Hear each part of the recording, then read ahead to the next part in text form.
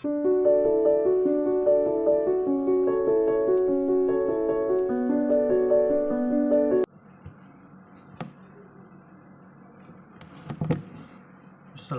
warahmatullahi wabarakatuh.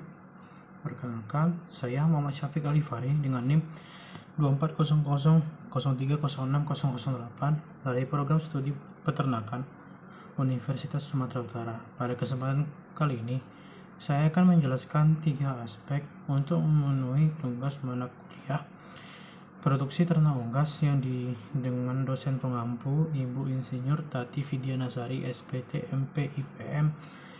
Adapun 3 aspek yang akan saya bahas, yaitu yang pertama adalah sistem reproduksi pada unggas jantan beserta organ-organ dan fungsinya. Kemudian yang kedua ada sistem reproduksi unggas betina beserta nama-nama organ dan fungsinya. Dan juga yang ketiga, proses pembentukan telur beserta durasi waktunya pada dalam satu organ. Nah, yang pertama itu untuk sistem reproduksi pada unggas jantan. Sistem reproduksi unggas pada jantan itu yang pertama adalah testis.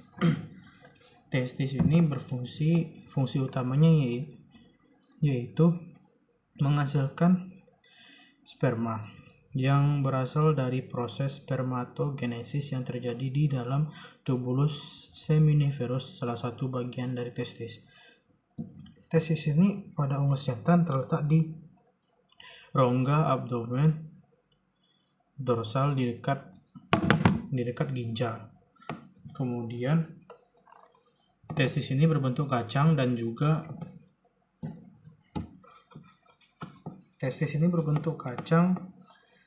berwarna putih kekuningan. Kemudian untuk fungsi sekunder dari testis yaitu sebagai tempat menghasilkan hormon testosteron, meningkatkan libido, dan juga sebagai mempengaruhi perkembangan organ-organ reproduksi sekunder. Kemudian setelah itu ada yang namanya epididymis. Ini teman-teman, epididymis ini berfungsi sebagai tempat pematangan untuk sel sperma. Pada bagian ini, sel sperma akan menyempurnakan bentuknya dan juga meningkatkan kemampuan bergerak untuk menuju ke bagian berikutnya. Bagian berikutnya pada sistem reproduksi unggas jantan yaitu ductus deferens atau vas deferens. Ductus deferens ini berfungsi untuk tempat penampungan sperma sementara yang kemudian akan disalurkan pada bagian organ berikutnya. Ductus deferens ini memiliki otot polos yang membantu proses ejakulasi dan mengeluarkan sperma. Kemudian ductus deferens ini juga memiliki terminal yang memiliki perbesaran yang berfungsi untuk tempat penampungan sementara pada sperma. Setelah pada vas deferens, sperma akan masuk ke dalam organ yang namanya papillae atau rudimenter phallus. Ini pada mamalia diibaratkan sebagai penis. Nah, di unggas jantan, papillae ini tidak berkembang secara sempurna, tapi masih memiliki fungsi yang cukup penting, yaitu sebagai tempat menyalurkan sperma untuk masuk ke dalam tubuh atau kloaka pada unggas betina. Nah, setelah itu pada bagian terakhir yaitu kloaka. Pada bagian ini terjadi yang namanya cloacal kiss, yaitu proses perkawinan pada unggas di mana kloaka jantan dan betina unggas itu akan saling bertemu dan kemudian unggas jantan akan mengeluarkan spermanya, kemudian sperma tersebut masuk ke dalam kloaka betina dan terjadi yang namanya fertilisasi di dalam tubuh betina di bagian infundibulum. Nah, kloaka ini berfungsi sebagai tempat tiga muara, yaitu sistem urinaria, sistem pencernaan, dan juga sistem reproduksi. Kemudian selanjutnya adalah sistem reproduksi pada unggas betina. Sistem reproduksi pada unggas betina ini yang pertama itu adalah ovarium. Nah, ovarium pada unggas betina ini berfungsi untuk menghasilkan ovum atau sel telur. Nah, folikel-folikel pada ovarium ini memiliki ukuran berbeda-beda tergantung dengan tingkat kematangannya. Setelah itu, fungsi sekunder dari ovarium yaitu menghasilkan hormon estrogen dan progesteron, serta juga mempengaruhi fungsi perkembangan organ sekunder reproduksi pada unggas betina. Setelah itu ada yang namanya infundibulum. Infundibulum ini berbentuk seperti corong ya teman-teman. Nah, fungsi dari infundibulum ini yaitu sebagai tempat untuk mengangkut sel telur yang sudah matang dari ovarium. Selain itu, infundibulum ini juga berfungsi sebagai tempat terjadinya fertilisasi, di mana di sini terjadi pembuahan oleh sperma, sel telur oleh sperma. Kemudian setelah infundibulum, sel telur atau kuning telur tersebut akan dibawa menuju ke magnum. Magnum ini berfungsi untuk membentuk protein pada telur, yaitu putih telur atau albumin.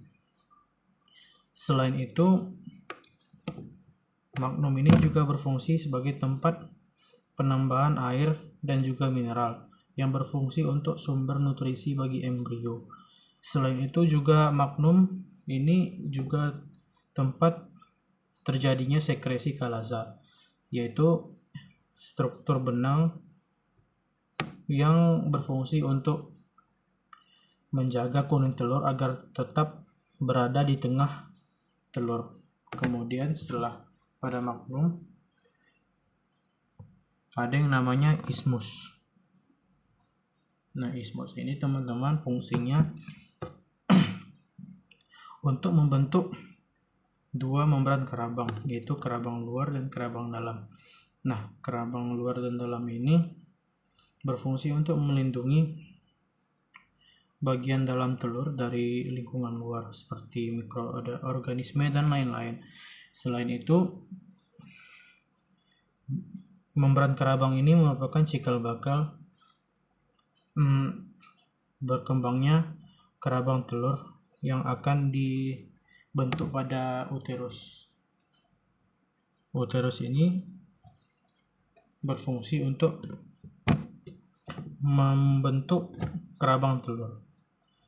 Kerabang telur ini dibentuk dikarenakan adanya proses pengendapan dari kalsium karbonat. Kerabang telur ini akan mengeras dan berfungsi untuk melindungi embrio dari lingkungan luar. Kemudian uterus juga berfungsi untuk menambahkan air pada telur sehingga bentuknya akan semakin lebih besar dan berfungsi untuk menambahkan nutrisi pada telur. Setelah pada uterus ada yang namanya vagina. Vagina ini berfungsi untuk melakukan oviposisi atau perpindahan telur, yaitu dengan cara membantu telur untuk keluar ke luar tubuh unggas betina dengan cara membantunya dengan adanya kontraksi-kontraksi otot di sekitar vagina. Kemudian di vagina ini juga ada yang namanya lendir untuk memudahkan oviposisi pada telur. Setelah itu Setelah pada vagina, ada yang namanya kloaka. Kloaka ini merupakan tempat bermuaranya 3 saluran, yaitu saluran pencernaan, saluran urinaria, dan juga saluran reproduksi. Nah, pada sistem reproduksi betina ini merupakan bagian terakhirnya ya teman-teman, sebelum telur dikeluarkan. Nah, tempat keluarnya telur itu ada di kloaka ya. Nah, kemudian selanjutnya saya akan menjelaskan proses pembentukan telur dan lama durasi waktunya. Telur itu awal mulanya berasal dari ovarium. Ovarium ini akan membentuk folikel-folikel telur yang memiliki ukuran berbeda-beda tergantung dengan tingkat kematangannya. Nah, folikel-folikel ini akan ada zat-zat yang mengendap di dalam folikel ini, seperti lemak, protein, mineral, dan vitamin yang berasal dari hati yang disalurkan melalui darah. Nah, kemudian setelah itu hormon estrogen yang dihasilkan dari ovarium akan merangsang hati untuk menghasilkan zat yang namanya phytolegionin dan juga very low density lipoprotein atau VLDL. Nah, proses pembentukan kuning telur ini disebut dengan phytoligenesis. Nah, setelah itu zat-zat tersebut akan mengalami akumulasi sehingga folikel-folikel sel telur tersebut akan membesar dan mencapai tingkat kematangan. Nah, setelah mencapai tingkat kematangan tertentu, hormon luteinizing hormone LH yang dirangsang oleh progesteron itu akan merangsang folikel yang sudah matang tersebut untuk pecah, untuk lepas, dan kemudian diterima di infundibulum. Lama pembentukan kuning telur ini yaitu sekitar 7-10 hari ya. Nah, setelah ini kuning telur tersebut akan masuk ke dalam infundibulum. Infundibulum ini akan menangkap kuning telur tersebut dan menyalurkannya ke bagian organ-organ yang lain. Nah, selain itu, infundibulum ini memiliki seperti gerakan yang menyelimuti kuning telur agar kuning telur dapat bergerak dengan baik untuk melewati bagian infundibulum agar tidak terjadinya kerusakan. Selain itu, infundibulum juga berfungsi sebagai tempat terjadinya fertilisasi, di mana tempat perjumpaan sel sperma dan telur ada di sini ya teman-teman. Nah, infundibulum prosesnya ini, proses penangkapan kuning telur yang dilakukan oleh infundibulum ini berlangsung sekitar 15-20 menit. Kemudian setelah itu kuning telur akan masuk ke dalam magnum. Nah, pada magnum ini kaya akan kelenjar sekretori ya teman-teman. Nah, pada magnum kuning telur akan mensekresikan protein yang akan membentuk putih telur, yaitu protein ovalbumin, ovomusin, avotransferin, dan juga lisozim. Selain itu, pada magnum juga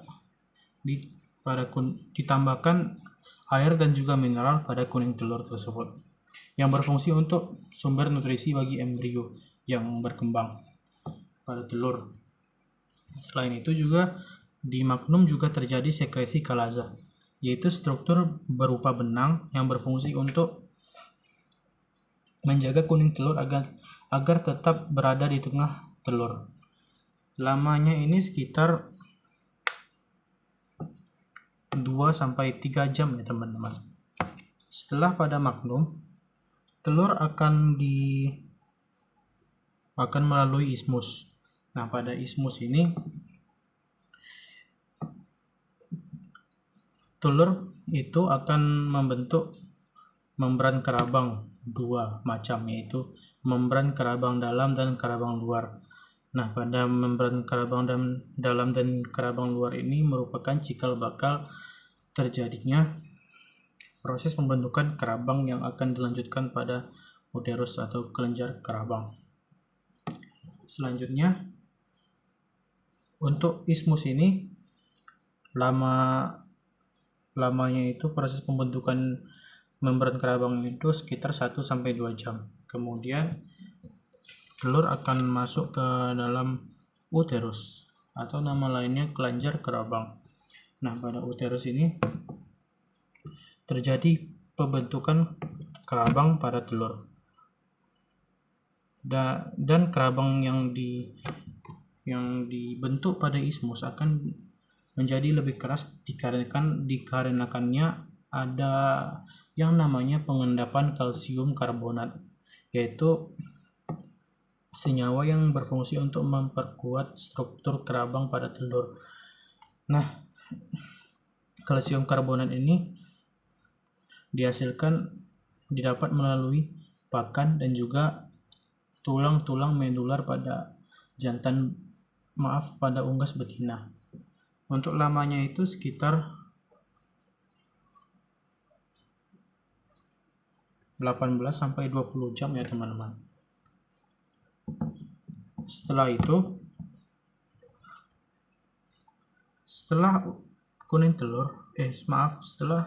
kerabang telur telah terbentuk pada bagian uterus.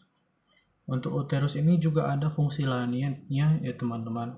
Yang pertama itu yaitu menambahkan air agar telur tersebut lebih besar dan menambahkan nutrisi pada telur untuk embrionya.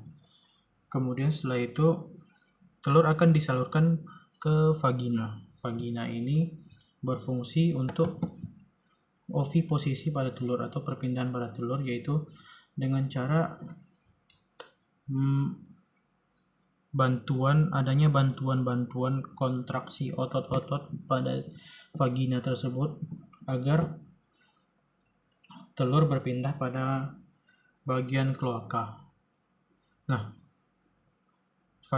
lama telur di dalam vagina ini yaitu sekitar beberapa menit saja, atau untuk kondisi tertentu bisa beberapa jam. Kemudian lanjut ke bagian akhir saluran pengeluaran telur, yaitu kloaka. Nah, kloaka ini berfungsi untuk tempat keluarnya telur. Nah, selain itu juga kloaka ini berfungsi untuk tempat keluarnya hasil akhir dari sistem urinaria dan juga sistem pencernaan. Nah, mungkin sekian saja penjelasan dari saya tentang 3 aspek tersebut. Jika ada kesalahan kata atau kekurangan saya dalam penjelasan ini, mohon dimaafkan. Saya tutup dengan wassalamualaikum warahmatullahi wabarakatuh.